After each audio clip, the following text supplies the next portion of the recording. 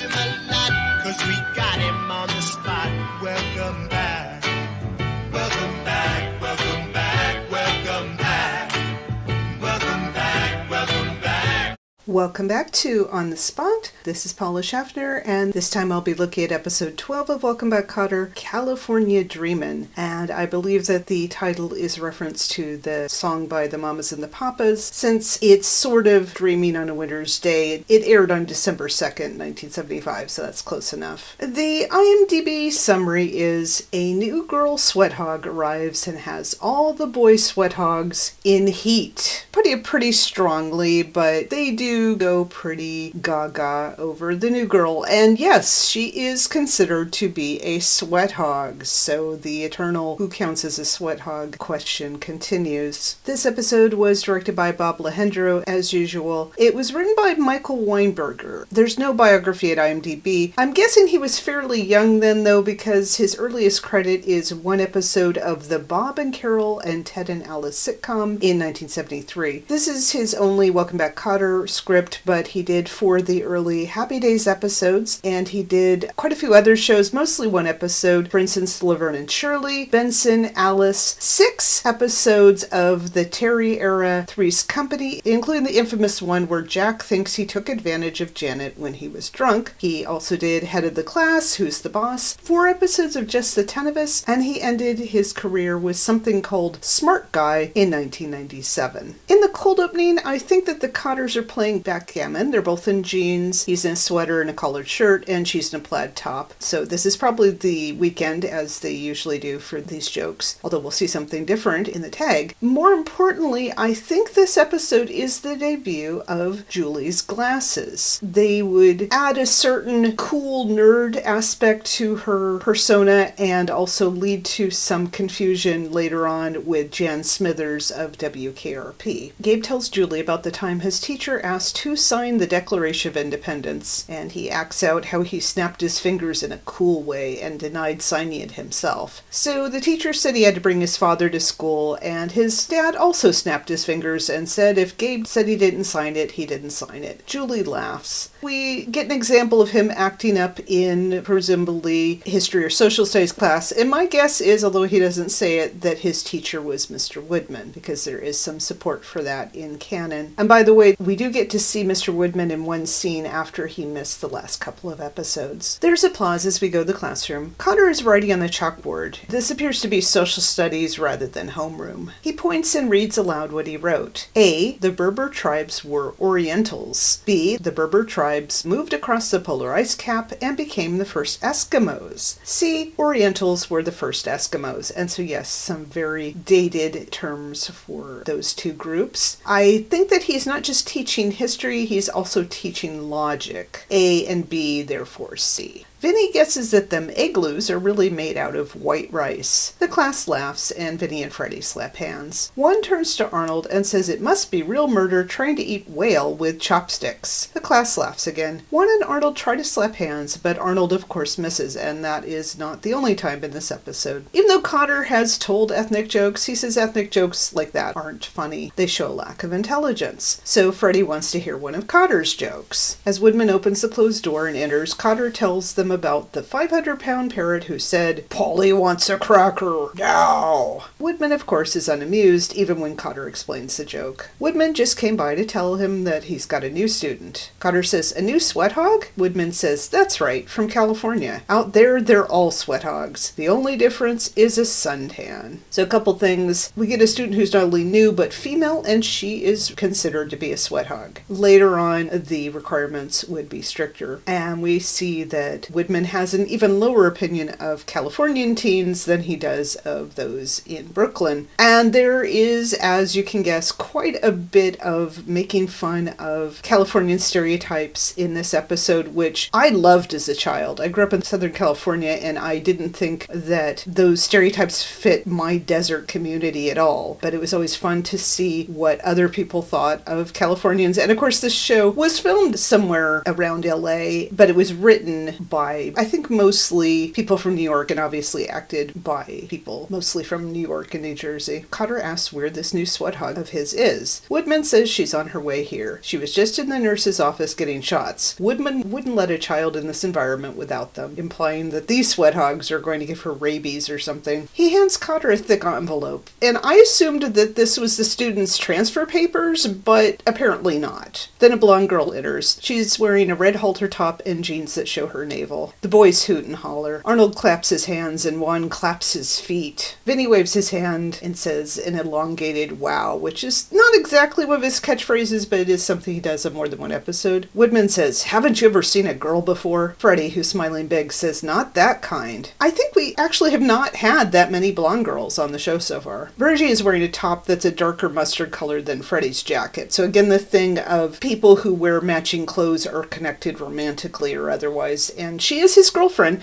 And this is the 5th episode with Verna Jean, and it's interesting that they decided to include her in this, since she wasn't in the previous episode where he went with the usual black female extra to Coney Island. So we've got her back, and she definitely has opinions about this situation. I don't know if she and Freddie are exclusive, but I mean, they did almost get married not that long ago. She says, well, what am I supposed to be? Neck bones and gravy? So instead of chopped liver, I guess that's her equivalent. And Freddie looks annoyed. Not embarrassed, not guilty, just annoyed. Like, oh damn, my girlfriend is sitting behind me. Woodman tells Kotter to make sure that these Sweathogs behave. At the end of the day, he's having this girl dusted for fingerprints. Kotter says hello and the girl says hi. He asks her first name and she says it's Bambi, but her friends call her Sunshine. I will mostly be referring to her as Bambi. We'll find out there's some things about her background that are not true, but that does seem to be her actual name. In fact, the character's name is Bambi Forster, and that's an interesting pairing of names. Bambi was a male deer, but in the 70s especially, it was a stereotypical cute and or sexy girl name, and it's paired with Forster, which sounds a little bit like Forester, deer in the forest, but also a little bit like Foster, which is a hint at her background. Interestingly, her voice isn't so much surfer or maybe a proto-valley girl like Lorraine Newman was doing around that time, but more of a combination of bubbly and giggly. Freddie smiles again and says, well, let the sunshine in, darling. Verna Jean hits him on the head with rolled up papers. Kotter asks what part of California she comes from. She says the beach. And it may be an airhead answer, but it also suggests that she doesn't really want to tell us what her background is. It's interesting watching the episode and then wondering about the subtext and what was really going on. And yes, I've seen it many times over the years. Vinny stands and introduces himself, of course, with the full name, including that he's the head Sweathog. As in other recent episodes, he is still emphasizing that he is the Sweathog leader. He flexes his biceps to laughter and applause. He asks how she thinks he'd go over on the beach. She says, ooh, he'd be great, and he should have his own religion. She goes over to him and touches one of his biceps. He beams. Arnold and the usual black girl are amused. Vinny sits again. Kotter points at Freddie Washington, who stands and says, hi there, his catchphrase. He takes her hand and kisses it. In an Italian accent, he says, Federico Boom Boom, at your service. Bambi giggles. And I guess he's pretending to be Italian because Vinny's Italian? Or just that he thinks Italians are smoother. Maybe he couldn't do a French accent. Verna Jean gets out of her chair and says, hey, Boom Boom, it's going to be difficult for you to kiss anybody's hand with your lip broken. He twice says, that's all right. Still in an Italian accent, and he sits. So she definitely threatens him in this episode. Arnold does his ooze, but Juan signals to him to calm down, and Kotter promises they'll get to him. This is a good point to mention who the extras are in this episode. There's possibly yet another new brunette white girl. There's the boy redhead. There's Cap Boy, who has his cap off in part of the episode. There's, as I said, the usual black girl. There's the fluffy-haired boy, and I think that the Steve Guttenberg lookalike is back after being absent a few episodes. Kotter points at the students, and he says Thomas, Ricky, Larry, and Robert. So that covers the 4 male extras, although I don't know in what order. And Joyce. And this is probably the usual black girl because the white female extra is over next to Verna Jean. By the way, he doesn't introduce Verna Jean. Nobody does. And then he points at Juan, who stands and says he's Juan Epstein, and he chucks Bambi under the chin. And we had that in the previous episode where Vinny was chucking Princess under the chin. It seems like an odd teen guy flirtation, especially in the 70s, but there you go. Maybe it made sense to Bob Lahendra as director. Bambi thinks that she and Juan live together in another life. Juan in the audience react like this is the sexiest thing a girl has ever said to him. He says he would have remembered that. Bambi says Juan is magic, and he beams. Kotter dryly says, yeah, maybe one day he'll disappear. The nameless white girl, who from now on I'm just going to refer to as NWG, looks over at Verna Jean like she can't believe this. And we'll have this thing in this episode, this subtle thing that they are allies in annoyance. Arnold again ooh-oohs as Juan sits, so Kotter makes introductions. Arnold stands, but Bambi tells him not to speak. Just feel the vibes. They touch palms and move them in a circle. Arnold says he thinks he just felt one, as in a vibe, which, I'm trying to think how to put this politely, it's like he just became excited in the classroom for the first time. As they keep moving their hands, she says, oh wow, he has an aura. Arnold yells, I got a aura. Did you hear that, Mr. Kotter? I got a aura. I got a aura. What's a aura? And he's doing the thing which Squiggy on Laverne and Shirley also does, where instead of saying an before vowel, he says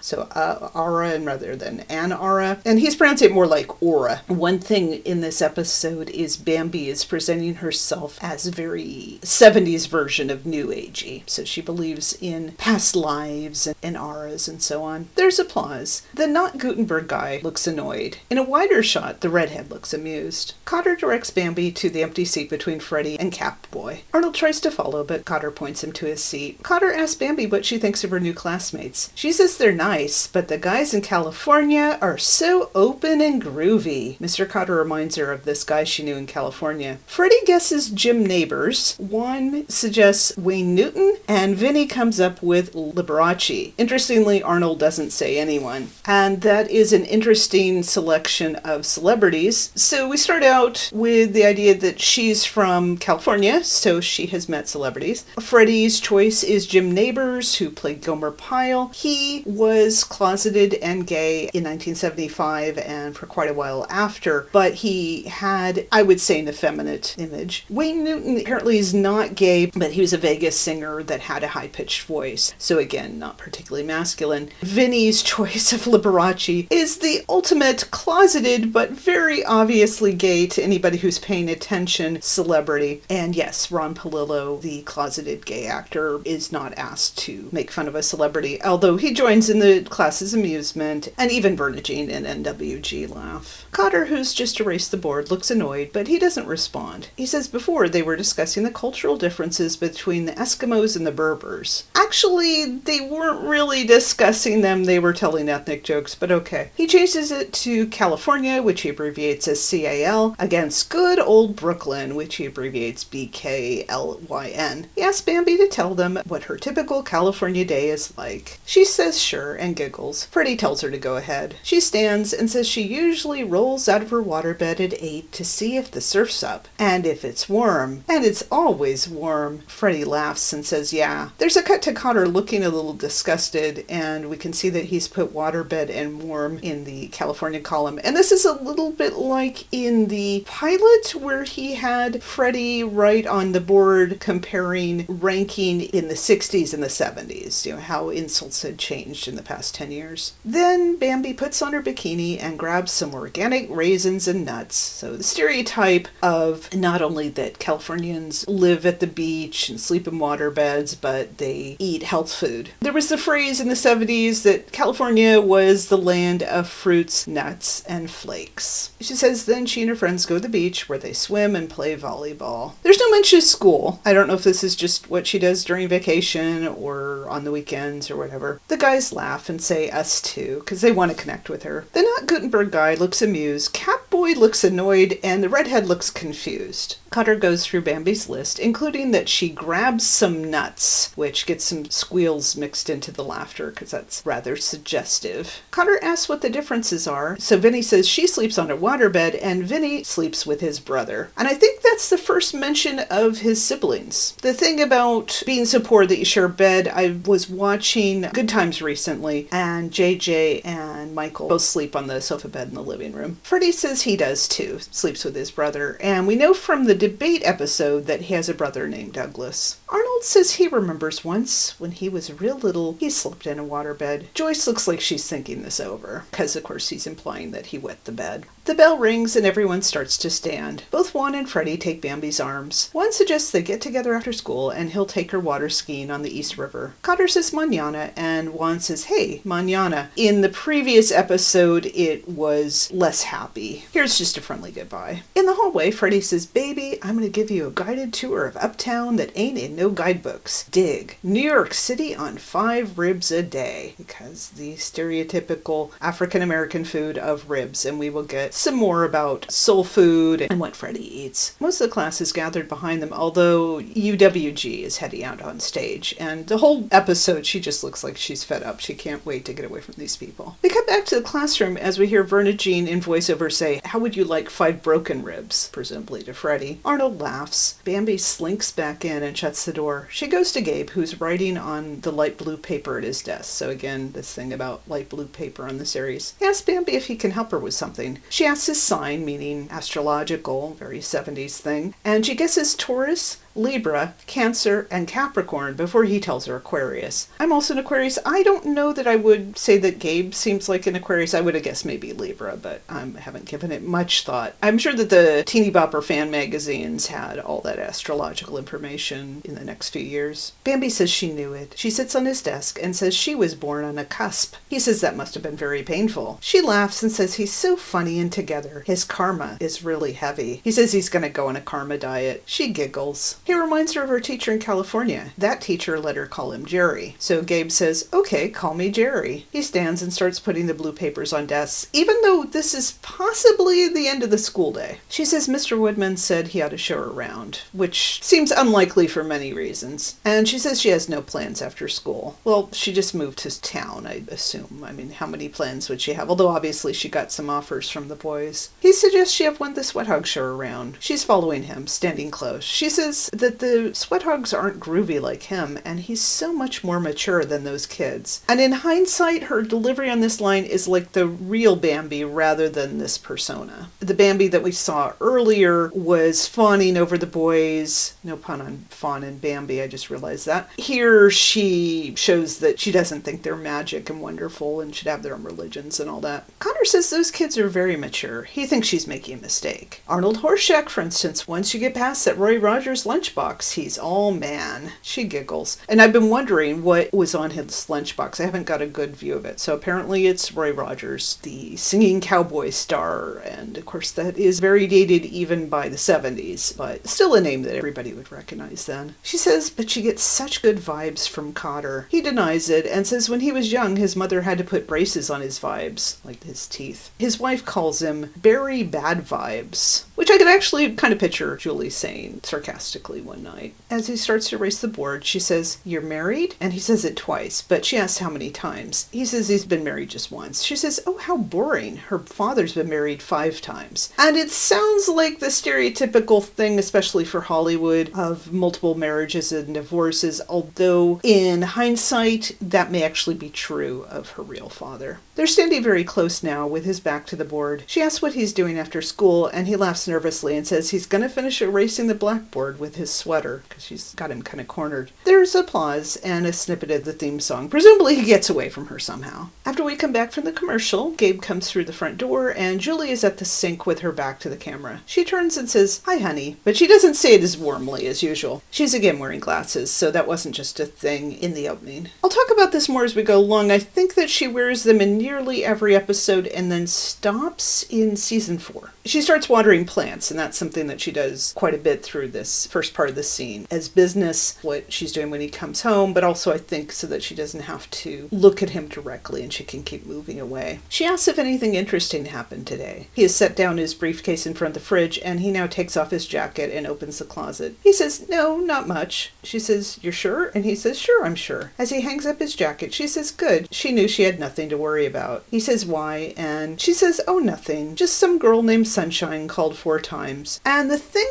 about Bambi's nickname is Sunshine, that is even more of a stereotypical California girl name, especially for a blonde. Bambi isn't cute enough. Like, she's got to be Sunshine, which suggests light and happiness. She knows that Gabe is married. She somehow found out his phone number. I'm guessing he's in the book. She keeps calling, and she must know that she's talking to Julie, and she identifies herself as Sunshine. That is how she is presenting herself to the wife. Julie says that Sunshine wanted to know if Gabe could go skinny dipping with her. And yes, this is December in Brooklyn. With one hand on her hip, she asks Gabe if he has anything to say for himself. He says, "Yes. Can I go?" And there's laughter and applause. He is just teasing her. There are some questionable moments in this episode, especially after the previous episode where he was joking about meeting Vinny's girlfriend Princess behind the billboards. The episode is not as tasteless as it could be, but it kind of walks the line. He says Sunshine is this new student of his from California. She's been really coming on, meaning coming on to him. He thinks it's a schoolgirl crush. So on the one hand, he's making it sound like this is a real serious problem, and on the other hand, it's like, it's not a big deal, it's just a schoolgirl crush. You know, girls get crushes on their teachers. He calls her a real teeny bopper, which is a dated phrase, I think, by 75, more of a 50s or 60s term, I think. Julie says, "Tell me, just how teeny is this bopper?" A pun on teenage and small. He describes Sunshine as your average bopper. Julie says, Then Gabe says that she's really got a terrific shape, and all the kids in class are climbing over each other to get next to her, and she's climbing over them to get next to Gabe. So again, this isn't really reassuring, Julie. It makes you wish that he really did have somebody else as his best friend,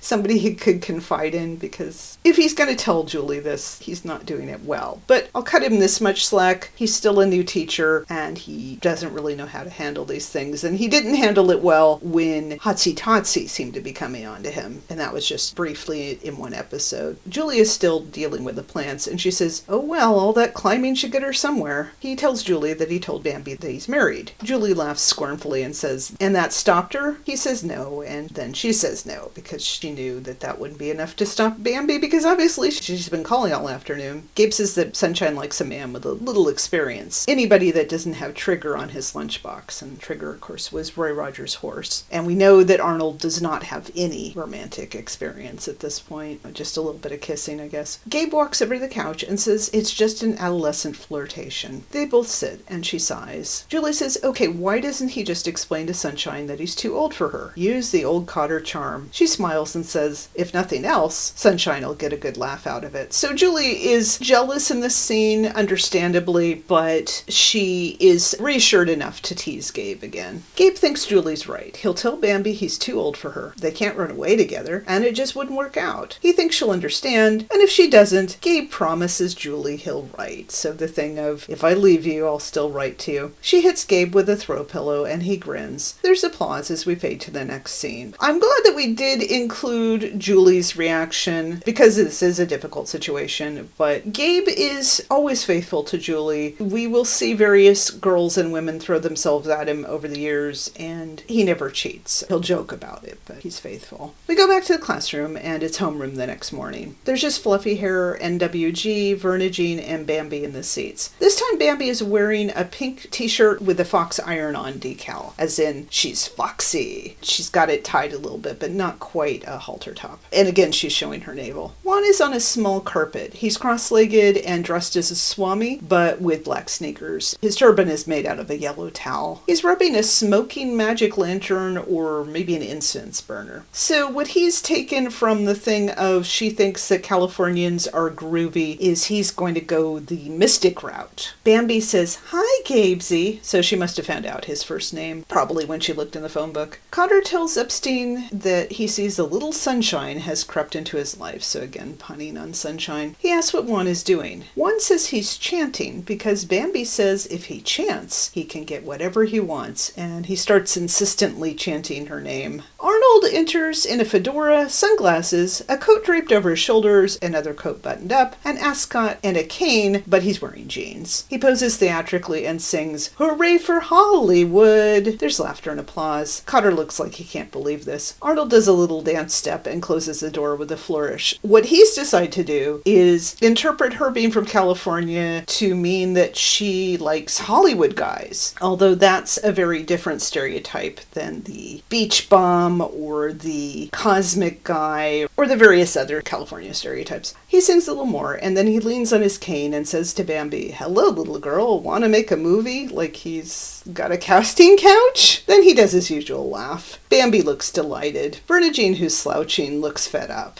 Arnold sits next to Bambi, but Kotter tells Harry Hollywood to leave Sunset and Vine, very famous California streets, and go back to his seat. They're about to start class. This is the second time in the episode where he tries to sit by her and Kotter discourages him. Arnold says, "Ready anytime you say, CB," and that's the thing of producers and directors going by their initials, kind of more of a 30s stereotype, and I don't know what CB stands for. Arnold quickly raises and lowers his eyebrows, and WG looks over at Bernadine like they're allies in annoyance. Arnold tells Bambi they'll have lunch someday, and she laughs after he calls her Chicky Baby. Arnold dances over to his seat, even kicking his heels in the air, and usually he's clumsier, so we see more of a theatrical performing Arnold here. When I was thinking about this episode, I thought, oh, this is the one with their courtship dances. And of course they don't all dance, but they all have their little courtship ritual to impress Bambi. The door opens and Freddie enters as a Jamaican. Okay, sure.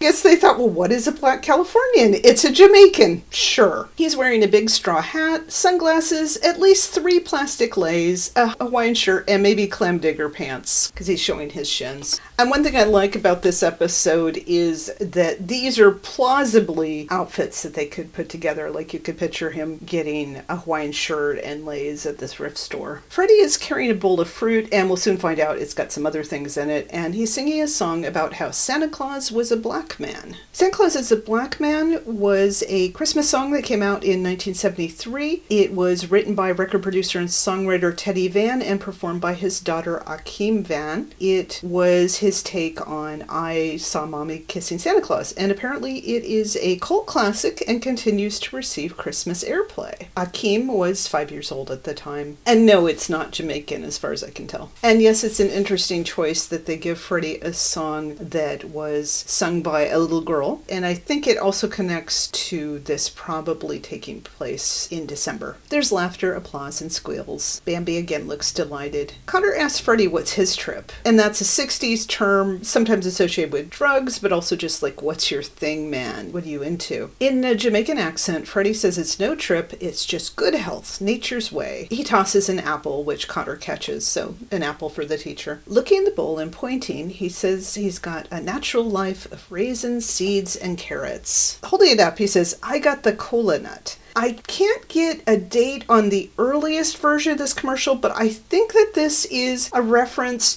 to the Uncola commercials that Jeffrey Holder did with a very distinct deep voice and laugh. 7-Up was the Uncola, so it had the Uncola nut. These ran through the 80s, but it's possible that there was that commercial by 75. The audience laughs and applauds as they get it, so if I'm wrong, it's something similar to that. And you can see, without quite breaking character, Lawrence-Hilton Jacobs flashes them a quick smile like, yes, you got it. In his usual voice, he says that there's also a side order of ribs, chitlin, potato salad, ham hocks, and collard greens. So soul food or southern cooking and some more stereotypically African-American food. He laughs and says he'll wash it down with some Kool-Aid. And of course, Kool-Aid was very popular in the 70s. Actually, J.J. Evans on Good Times drank Kool-Aid, but I don't don't know if that's a reference to him or if there's some sort of African-American stereotype about Kool-Aid that I don't know. In a Jamaican accent again, Freddie says he's going to live to be 100. Kotter says terrific. He'll still be in the 11th grade. So finally, in the middle of season 1, we get confirmation that they are high school juniors, as they will be for quite a while. So the irony of him saying that Freddie will still be in the 11th grade in over 80 years. Freddie sings a bit of the Santa song again as he sits down. Juan looks over his shoulder like he's worried about the competition. Bambi is still smiling, but NWG glares at Freddie. Even though she is not, as far as I know, girlfriends with any of these guys, either she resents this on behalf of Vernagine or she just hates to see these guys act like this over this blonde girl from California. And then we get the showstopper. Vinny runs through the open doorway with an inflated pool raft, which he throws next to Juan, who stares at him. For over 30 seconds, including the audience reaction, he proceeds to steal the scene, doing his ba ba ba ba ba barino song for the very first time, and it's to the tune of the Beach Boys' ba ba ba ba ba baran, which I think I actually heard after the Vinny version because I was only 7. The Beach Boys, of course, were still on the radio in the 70s, but I don't think I'd heard many of their songs. He's doing his Travolta moves and flourishes that make it look like it's a very early audition for Grease. To add to the 50s-ness, he takes out an enormous comb and brushes his hair. Meanwhile, Juan watches from the floor with a look on his face like there's absolutely no way that he can compete with this. Freddie just looks annoyed. Like, damn Vinny, there he goes. Well, Arnold looks amazed, almost hypnotized. Like he's seen a vision. He just didn't know Vinny had this in him. Bambi looks charmed, while Vernagine and the NWG look like they're even more disgusted. But then Vernagine puts down her head like she's trying not to laugh. There's a cut at one point to Kotter seemingly thinking, I can't believe what goes on in my classroom. There's scattered laughter and squeals at the beginning, and that builds as Vinny goes on. Then there's enthusiastic applause after he finishes. He smiles, seemingly at Kotter, but also as if acknowledging the studio audience.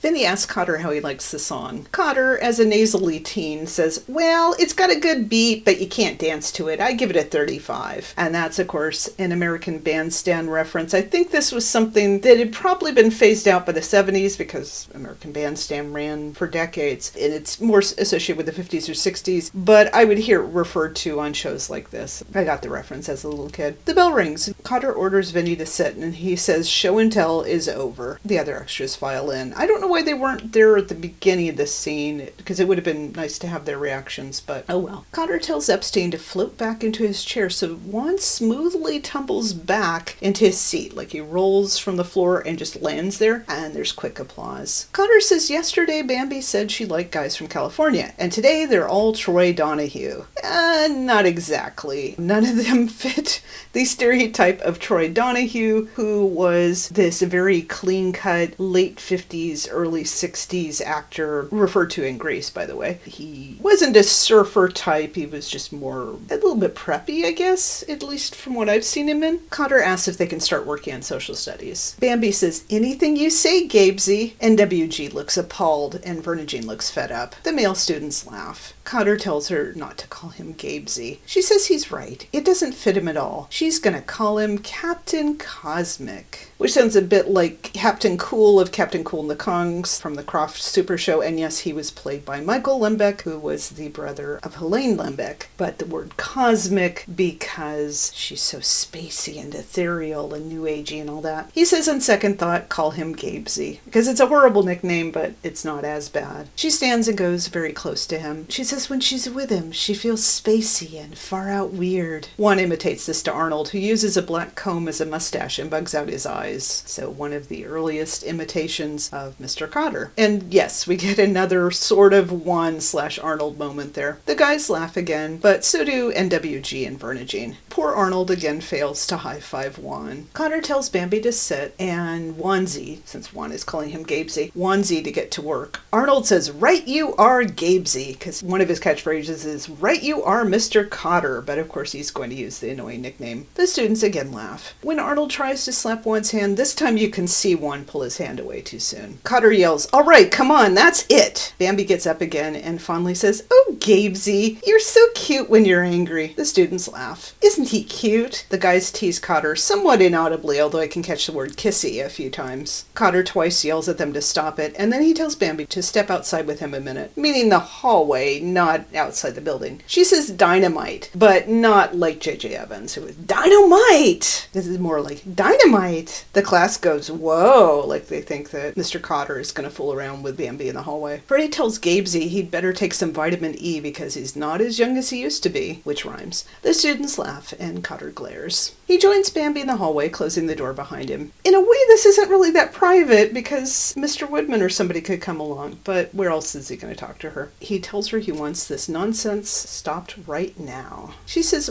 "What nonsense, Gabesy?" He tells her to not call him Gabesy. He's her teacher. His name is Mr. Kotter. She tells him not to get all huffy. Stepping closer, she says she thought he liked her. He makes the sign of the cross, even though he's not Christian, and tells her to stop, get back. There's laughter and applause, like she's the Antichrist or something. She steps back. He has her sit on the bench. He went to the administration office this morning and got her records. So now I wondered what was in the envelope that Woodman gave him. It seems she's not from California at all. She's originally from Lubbock, Texas, and she causes trouble wherever she goes. At school in Wyoming, she alone caused a small-scale range war between the cattlemen and the sheepmen, which was one of my favorite lines. It was just so specific and yet random. In a harder, definitely less bubbly voice, she calls him Mr. Kotter and says there are a lot of things her records don't say. Along with 11 schools, I didn't catch that there were 11 schools, but whatever, maybe there was an edit or I just missed it. Along with 11 schools came 11 different relatives she got shuffled around to. And then there were also a lot of foster homes. Nobody ever cared, especially her mother, who couldn't wait to get rid of her. She doesn't mention her father, but I did wonder if maybe her parents got divorced and then her father just never paid any attention to her. He sits and says he understands it hasn't been easy. He's just trying to tell her that she doesn't have to put on this big act to be liked. In that same hard tone, she says, "I'm only giving them what they want, Gabesy." He says it's not what they want. It's not what anybody wants. That's not the way to make friends. She has all these guys bananas over her, which is such a 70s thing to say. He asks her what's going to happen to her when she's not 16 anymore, again confirming that they're probably juniors. In 20 years, when she's 36, 40, she's not so cute anymore. The friends she's making now are not the kind of friends who last. She stands and wordlessly goes over to the drinking fountain. He tells her that while she's swallowing, she should try to think about what he said. Like he wants her to swallow the truth as well as water. She looks at him and says she thought about it. We will shortly see the results of those thoughts. She opens the door and goes back into the classroom with a big smile. "Hi, boys. Could you get little old me my pencil? I forgot it." The four main Sweathogs make a rush for Kotter's desk, Arnold and Juan throwing themselves on it. They try to find a pencil. As Kotter comes back in, Arnold finds a pencil and triumphantly cries, "I got it! I got it!" Freddie and Juan grab his arm while Vinny looks on. Kotter tells them to freeze, so the three of them freeze. I was trying to figure out what pose this is. I felt like it was the Iwo Jima Memorial. There's some, I think, World War II picture like that with the arm in the air, but didn't match up. There's squeals and laughter. Even though they're supposed to be frozen, Juan's eyes dart. Kotter tells Bambi to look at them. Not a pretty picture. And of course, they are in their ridiculous costumes. Kotter yells at them to sit, but he also says they'll clean this up, so Juan shuffles through some of the light blue and also yellow papers. I was thinking about this. I think one thing why we get these oddly colored papers is just so they'll show up better on TV than white paper would. Kotter says it's Bambi's decision if she wants to cause chaos wherever she goes or if she wants to make real friends. There's silence as she looks at him in the class. Then in what I guess is her normal voice, neither bubbly nor hard, she confesses that she's been doing a number on all of them, and she'd like to apologize for that. As she says that she lied and she's not from California, Arnold has a look of betrayed innocence, while Joyce has a, I knew it all along kind of look. Bernadine also looks like she's been justified. Freddie looks annoyed. That just seems to be his default in this episode. He's either trying to be charming or he's annoyed. Bambi says she's not from anywhere, although she's also simultaneously from Lubbock, Texas, so I don't know if that's an insult of Lubbock, Texas. One and the not Gutenberg guy looks sad, like maybe they feel sorry for her or maybe they feel sorry for themselves. She just wanted them all to like her, and she guesses she just started trouble again. She's sorry. Bernadine, in a one-shot, says, "Hey, look, it's not all Bambi's fault. Sometimes women have to do dumb things, especially when men start acting like idiots," which is not exactly a feminist or sisterhood kind of statement, but I thought it was nice. I mean, she does have this little arc from being jealous and resentful of the new girl to kind of reaching out to her and bonding a little bit, so that was nice. The redhead looks like he doesn't know what to think, and NWG looks like she wants to be transferred out of this class immediately. Freddie says he ain't gonna be eating more of these organic raisins. They go right through you. The redhead is amused by this insight into Freddie's bathroom. One takes off his turban and says he'd better take this towel back to his gym locker. He sniffs it and says on second thought he'd better take it home and get it washed. So yes, take a drink. There's a reference to one smelly gym locker. Vinny wonders what he's doing with his surfboard in Brooklyn. It's not a surfboard, it's a little inflatable kid's raft. I don't know if Vinny just doesn't know what a surfboard is, or they just thought, you know what, it's going to be safer to drop that raft next to Robert Hedges instead of a large surfboard. Vinny says he could have got a terrific tie. It glows in the dark. I guess at the place they sell the rafts, they also sell fluorescent ties. The tie said Italian power, and someone in the audience cheers this. I don't know if they're Italian or they just love Vinny so much. Sounding very vulnerable. Arnold asks Bambi, does this mean he don't got no aura no more? Smiling sweetly, Bambi tells him he still has his aura, and it's beautiful. Kotter says maybe Arnold's aura can glow in the dark like Vinny's tie. Arnold smiles. So I thought that was a nice, sweet little thing. We, of course, earlier had the Arnold and Rosalie friendship. Arnold and Bambi isn't on that level, but it reminded me a little bit of that he is very sweet and vulnerable with her, and so she can be sweet back to him. Kotter tells everybody he wants their attention. He wants to introduce them to a new student from Lubbock, Texas. She shyly says she's Bambi Forster, and she hopes they can all be friends. They indistinctly welcome her. As Groucho, Kotter says that now that they got that out of the way, what do you say we get to social studies? She laughs and says he's so funny. She just loves W.C. Fields. And we actually have seen Kotter do W.C. Fields, but obviously Groucho is his default. He straightens out the Groucho crouch and starts writing on the chalkboard as there's applause and a snippet of the theme song. In the tag, the lights are out and the Kotters are under the covers on the sofa bed. He turns on the lamp and asks if he ever told her about his Uncle Herbie. She's understandably startled, but she manages to say no, but he probably will. Uncle Herbie liked to drink a lot, so Aunt Estelle decided to teach him a lesson by pretending to be the devil. But the punchline is that he tells the devil that he married the devil's sister. Julie gets back under the covers and Gabe turns off the lamp. It's like suddenly in the middle of the night, Gabe thought of a joke and he just had to tell it. But I guess that's one of the prices that Julie pays for being married to him. At least he's not an alcoholic. It's difficult to sort out memories from the time because I was so little and it was so long ago, but I do kind of remember that this episode was a big thing. Not only for the introduction of Bambi, although she would only return for one more episode, but because of what we see of the characters, particularly Vinny, and I'll get to that, and it just felt like an instant classic. I give each of these episodes a letter grade like in a classroom, so F- to A+. I don't feel it's the best of the season because I had some things I was dubious about with it, but I am going to give it a B+.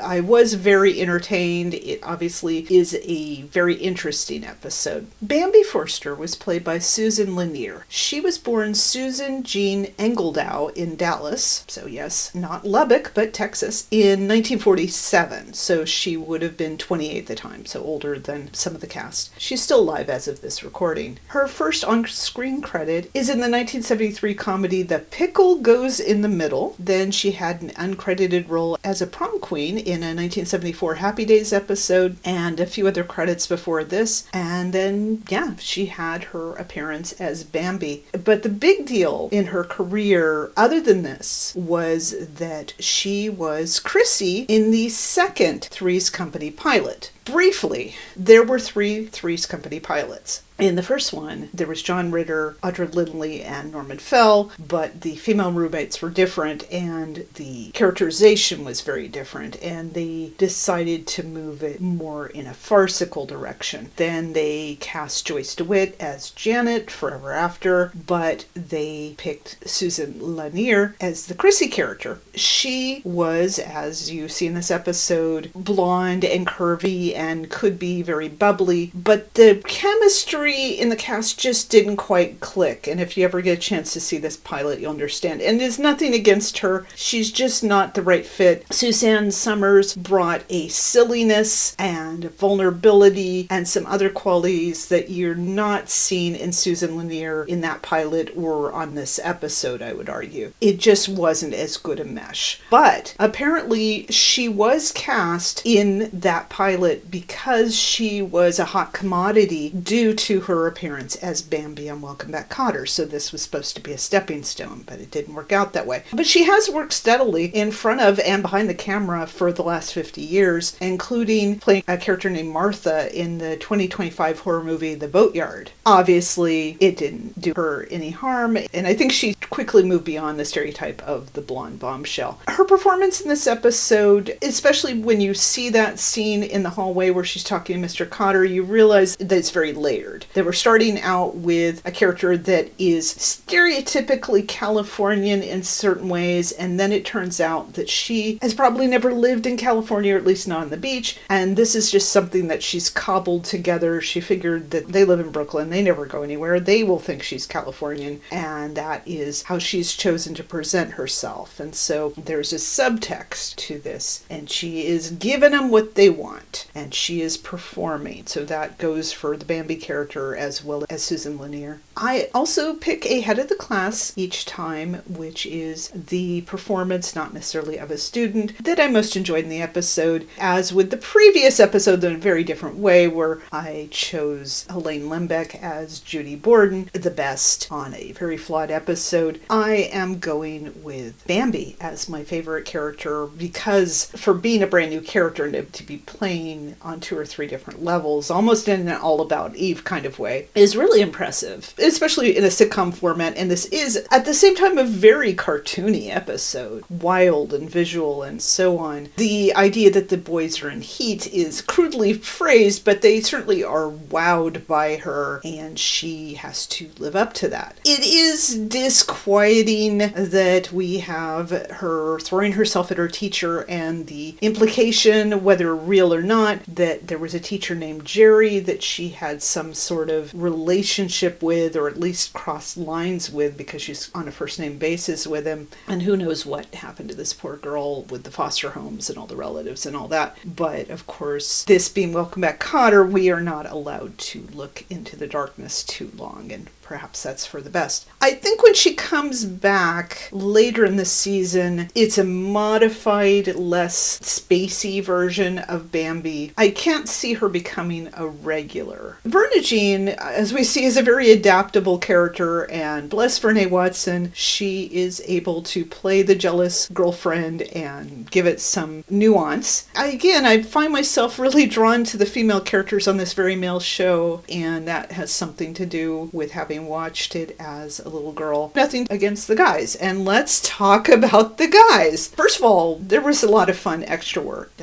Poor nameless white girl. I like that Joyce, yes, I will talk about the guys, but let me get to it. I did like that Joyce, as I'm going to call her from now on, the usual black female extra, she just, in a different way than Verna Jean, just seems to be more mature and savvy, and she knows what's going on. So she was fun to watch. But yeah, that poor nameless fed up white brunette girl, who we may or may not see again, but she leaves, there's always more that they can get. In whatever order they are, Thomas, Ricky, Larry, and Robert were fun to watch. Again, the boy redhead sort of always seems to be doing his own little subplots, so that was fun. But yeah, wow, the 4 main Sweathogs. So let's just go in the order of their quote-unquote courtships. I've talked about this a little bit, that one is arguably the horniest of the Sweathogs. He is very turned on by Bambi, but he takes a spiritual approach, chanting because he wants her. So that was an interesting take on that. He started out where he was asking her out, but somehow just couldn't compete, poor guy. And then Arnold, no judgment, Arnold has a strange sexuality, I think we could say. He is somehow simultaneously virginal, asexual, homosexual, heterosexual, bisexual, Horseshack. His idea of being a groovy Californian is to be an old school Hollywood producer. With the exception of Judy, he tends to think the best of girls and to want them to be what he imagines them to be. And we saw that play out with Rosalie, and we get a different take on that here. Freddie, the one with a committed to some degree relationship. I mean, are they at least going steady at this point? Did they decide to just cool down entirely? I mean, Vernagine is pretty possessive of him, but he's not going to let that stand in the way. He is going to be a health food junkie Jamaican. Like I said, when he's not happy, he's just annoyed. Like, why is he even bothering? Vinny. It's hard to say at this point how much he and the producers knew that this was the breakout teen idol star, but I think it is deliberate that he comes in last. I will say that the Barbarino song probably in itself elevated this episode from a B to B+, and although I would choose Bambi as the head of the class, obviously Vinny has to be the runner-up, and he just owns this scene, and you can see that in the reactions of the rest of the cast, and of course the audience is delighted, and yeah, he would do this song again because they knew. It's not just a matter of we get catchphrases being used like hi there, but if something works, we will see it again on this show. But still done with a freshness, and you can see in these early Vinny episodes that John Travolta is really pleased and I think flattered by the attention. Let's talk about Gabe. What is his trip? Gabe has a difficult situation because if it were just simply that Bambi was getting the male Sweathogs into a lather, then he would have to do crowd control. But that she makes a play for him and is even calling his house, luckily is not visiting him. It's played for laughs, and it's not treated as her stalking him. And of course there's always the thing, and this I think has something to do with male writers and it being the 1970s. It is more common on sitcoms up to a certain point, and I don't know when this changed, that you are more likely to see a girl or a woman chasing after a guy. He has to be a gentleman or resist her in some way, that being played for laughs, than the thing of the guy is chasing after the girl and he can't take no for an answer because we know that she's not going to attack him, and so there's that. It's also the weirdness of it being the student and teacher, and then knowing that maybe she had an inappropriate or abusive teacher in her past. So yeah, it's hard to just laugh lightheartedly at this episode, farcical and fun as it is at times, and so that's why I can't go above a B+. But I do think it is definitely one of the season 1 episodes to watch. A lot goes on in it, and it's more fun than the very recent episodes that we've had. And yes, it's an episode where we see the Sweathogs performing, and we will get more of that, not necessarily talent show, but little things like that more as the series goes on.